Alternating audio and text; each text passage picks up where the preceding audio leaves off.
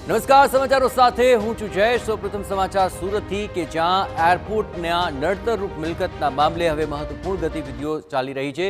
4 પ્રોજેક્ટનું બાંધકામ દૂર કરવા માટે સપ્તાહનું અલ્ટિમેટમ આપવામાં આવ્યું છે। આગામી 31મી જુલાઈ સુધી સ્વખર્ચે આ બાંધકામ દૂર કરવાનું રહેશે। ડેડલાઇન સુધીમાં બાંધકામ દૂર નહીં થાય તો તંત્ર કાર્યવાહી હાથ ધરશે। રહીશોએ તંત્ર પાસે 15 દિવસનો સમય માંગ્યો હતો। નડતરરૂપ મિલકત દૂર કરી મામલતદારને રિપોર્ટ કરવા માટે સૂચન કરવામાં આવ્યું છે। આ સમગ્ર મામલે વધુ વિગતે વાત કરવા માટે જોડાઈ રહ્યા છે ટીવી 9 સંવાદદાતા બલદેવ સુતાર। બલદેવ, 4 એવા બાંધકામ છે, આ નડતરરૂપ બાંધકામ દૂર કરવા માટે શું તેઓ રાજી છે કે પછી જે સમય માંગ્યો છે તે અન્ય રજૂઆતોને લઈને છે?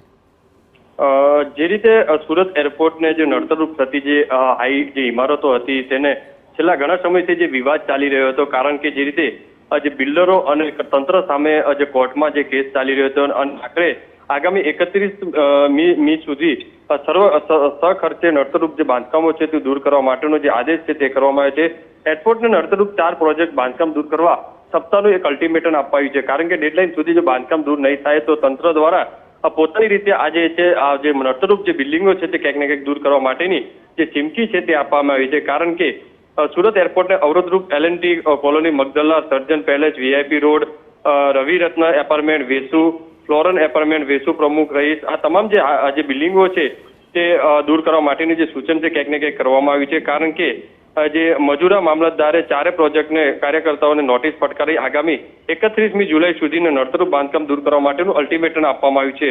છેલ્લા ઘણા સમયથી આ જે વિવાદ ચાલી રહ્યો હતો, પણ જે રીતે અમદાવાદની અંદર જે વિમાન દુર્ઘટના બની અને ત્યારબાદ આખો જે ગુજરાત સરકારે જે સૂચન કર્યું હતું અને ત્યારબાદ સુરત કલેક્ટર વિભાગ દ્વારા આ બાબતે કડકાઈથી જે કામગીરી જે શરૂ કરી હતી અને આખરે આ જે દૂર કરવા માટેની જે નોટિસ આપી છે, ત્યારે જોવાનું રહ્યું કે આવનારા સમયની અંદર જે ફ્લેટના જે માલિકો છે તેમના દ્વારા કઈ રીતે જે હવે સ્વયંભૂ રીતે ડિમોલેશન કરે છે અથવા તો કે તંત્ર રીતે પોતાની રીતે ડિમોલેશન કરશે તે આવનારા સમયની અંદર જ ખબર પડશે।